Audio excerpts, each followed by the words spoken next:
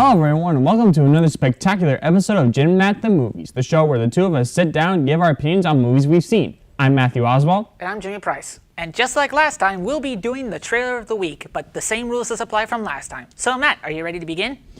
Yep, I'm ready to begin, but what about the other trailers? Well, we first need to announce the nominees, but we can also include old trailers that were previously nominated but never received the award. Is that okay with you? Yep, that's alright with me. And the nominees for trailer of the week of this week are Captain Marvel, Shazam, Pet Sematary, The Mule, Aladdin, Once Upon a Deadpool, and the trailer of this week is The Mule. And Captain Marvel's the runner-up. And this was tough because we played a game of rock, paper, scissors. So Matt, what do you think about this trailer? What I thought about this trailer of The Mule is, I'm also a big Clint Eastwood fan, and it looked like it was actually pretty good because, first of all, it's Clint Eastwood directing his own movie that he's acting in. The last time he did that was in the movie Gran Torino, which was another good movie. And this movie is based off of an actual true story of this old man who is trying to provide for his family, but he's having to, like, sell illegal drugs or something like that.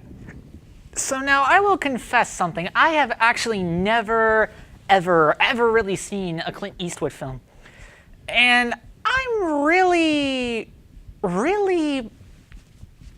entranced by this plot almost, because with all the random plots we've been receiving, ranging from the horror genre to the action genre to the children's genre, I feel they're kind of bland. But with this, it's actually a true story. You can follow behind it. But I think this could be good. Or I could be wrong. Who knows? All right, Jimmy, so what movie are we going to review today?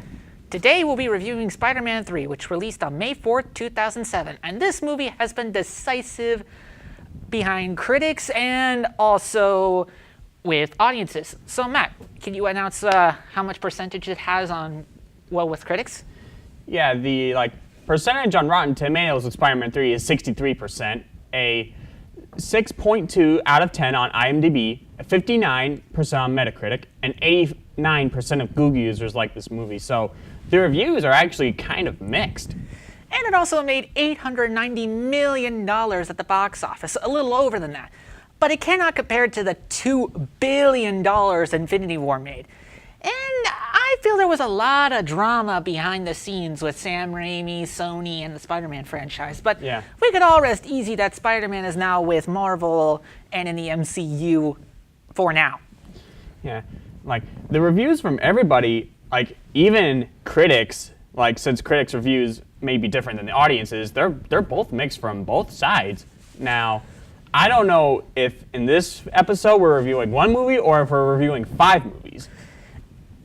All right, so the claims have been officially made. So let's go and start review number 3 in this trilogy. Aw, man. Hey, you got to make a pun last episode. I get to make one this time. Let's start with story. Spoiler, of course. Spoiler alert. All right, so Spider-Man 3 takes place right after Spider-Man 2, and what happens is that Peter and MJ, they're finally together. Harry becomes the new Goblin because he's still after Spider-Man because he thinks that Peter killed his father in the first movie. And then Sandman is created and trying to provide money for his sick daughter. And then the Black Symbiote comes to Earth and then gets attached to Peter, and then he becomes Black Suit Spider-Man. And there's also Gwen Stacy, who is also introduced in this to make film. a story seem short, what my friend here is trying to say is that this movie is so long and branches out with so many subplots. And it tries to cram so much into this movie. You are not trying to fill up a burger at a fast food restaurant. You're making a movie. And if you're doing that, you're making the movie feel like a chore. It makes me feel like I want to bust out a notebook and pencil and just take notes as I go. So what do you think of this? Yeah, this movie is like so complicated and complex. Like, this movie could like give you a headache. Like, if Sony didn't force Sam Raimi to put Venom in this movie, which Sam Raimi wasn't interested in Venom, he was originally only interested in just Sandman and Harry, then this movie could have been a lot better. But since Sony being the company that it is, it decided to force Sam Raimi to put Venom in the movie. So that's also what I've heard from you, but I think that that this would be a really good movie if they didn't try to cram so much. And the story is so complicated enough, it makes the Gordian knot seem like a simple shoelace. But I guess if it were in 2 parts, we could have gotten some explanation, like one part having Sandman and Harry and the other having Venom. But I mean, one of the writers originally wanted to turn that movie into 2 parts. yeah, but 2 parts will equal double the crap. So now let's move on to how we could fix this. So what would you do? Hey, here's how I would fix Spider-Man 3. Throw out Venom, throw out the black suit. Venom and the black suit are the same thing, man. I know, but throw out Harry's memory loss thing, because in the movie, whenever Harry has the memory loss, he becomes a useless character throughout most of the movie. And to me, it seems like a recycled plot from Superman 2 with the memory erasing kiss. Also, Right. that was kind of stupid Right too. now, and also have Sandman as a secondary villain, What is and that? he's still trying to provide money for his sick daughter, so that it doesn't make it feel like that it's just the Green Goblin like in the first movie. And don't have Sandman as Uncle Ben's killer. There's no reason to have him as that. And make the main villain of this movie Harry, because that's what the whole trilogy has been building up to since Spider-Man 1 and 2. And also, do not include Gwen Stacy, because I do not think that we need any more relationship drama. Just have MJ be there supporting Peter. And I definitely agree with you, because you're taking out all the bad parts this movie left out and include all the good parts. And if you really take a look at what you decided this story would be like, it makes the story a lot simpler and feel less like a chore. It'll make you feel like you're watching an actual movie. And that's what movies are trying to do, make you feel like it's actually taking you into the environment, not simultaneously taking you out of the environment. Sorry, I'm just really itchy. So before I continue scratching myself, let's move on to characters. Matt, introduce the characters, please. Right. Peter Parker, aka Spider-Man, he has been the main hero throughout this whole trilogy, and he's finally waiting to propose to MJ to marry him.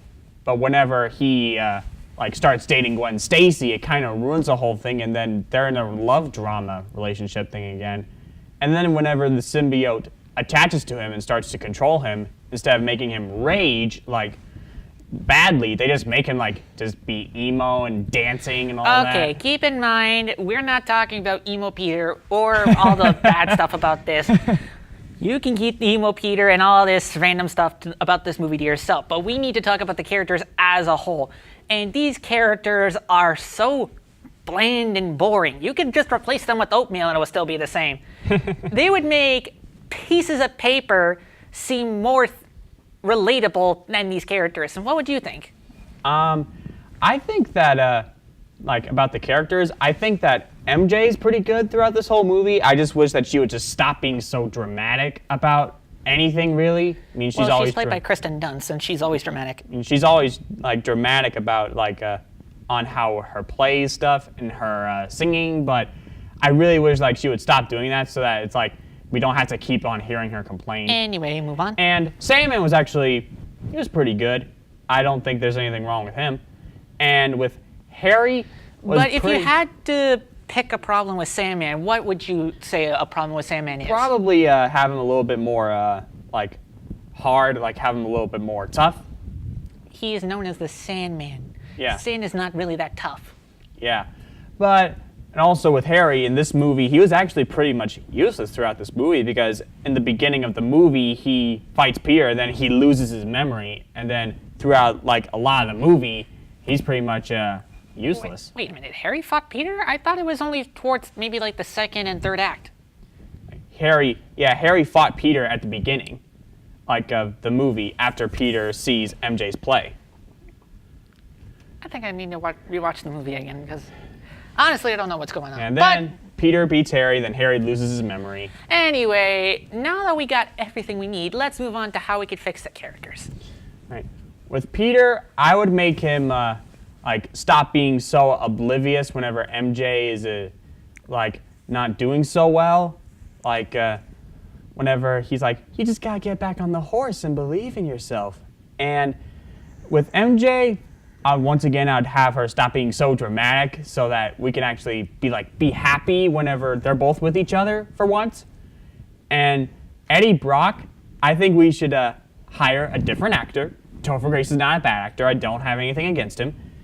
like have him more buff and more like a jock like he is in the comics. Anything else, Jimmy? I think you and I need to have a talk later. But anyway, these characters as a whole, they need to be more relatable. They need to be human. If you don't make them human, they're like robots trying to figure out what emotion is. And that's not what we're here to see. We're here to see humans be relatable. But keep in mind, I know it's hard sometimes, especially since this is a freaking comic book movie, but they could be a little more relatable. Don't you agree? Yeah, I could agree to some extent. All right, so now moving on to our complaints about robots and emo Peter and anything that he says. But anyway, we're now moving on to the star rating system, and it was your line, sorry. All right, now Jimmy and I give our own star ratings on this film. So Jimmy, what do you rate this film? Well, the story seems bland and boring and makes oatmeal look more exciting. The characters are so one-dimensional and unrelatable. I think cardboard would be better characters. And overall, the movie wasn't that bad per se. I kind of like some parts, like Sandman, Venom appearing on screen when Topher Grace doesn't appear in the background. Don't laugh. But overall, this movie was just a confusing mess from the start, and it was just a mess. So I'll give it a 3 out of 5. So what would you give it? I give this film a 3.5 out of 5 stars. Boo! Why would you do that? Mainly because there are some things that I do enjoy in the movie, though. Like, I really liked the first fight between Sandman and Spider-Man. I mean, I thought that was pretty fun. Yeah, I will agree with you on that. And I also enjoyed, like, Harry versus Peter, like the first fight. And also their second fight with the bare knuckles in the movie. Yeah. And I also enjoyed, I have to admit, I enjoyed Venom versus Spider-Man at the end of the movie. So would you agree that this is a bad film? I mean, I don't think it's a bad film, but because there are some good things out of it, but it's just not good enough for me to recommend. So would you say it needs improvement? Yeah, it definitely needs improvement, like not having so many things cramped into one movie. And to be honest, I think if this was put into 2 parts, it would have been a lot better because like you'd have a lot more things. All right, we need to wrap up the episode. So what did you think about this movie? Did you like it or did you not like it? Also, what would you do to fix this movie? If you have any movies that you want us to review, leave it in the comments below or follow us on our social pages. You can follow me on Facebook, Twitter, Instagram, Snapchat, YouTube, and Twitch, where I'll try to find a regular streaming schedule. You can follow me on Twitter, Instagram, Snapchat, and YouTube as well. Hey Jimmy, what do you think we should do since 2018 is about to end? Well, why don't we count down the best and the worst of movies this year? The worst of this year in movies. This year in movies. Okay, now that sounds like a good idea. Well, stay tuned to the next episode, possibly in 2019, as we count down the best of the worst movies of 2018. In the meantime, we'll see y'all in the next video. Peace.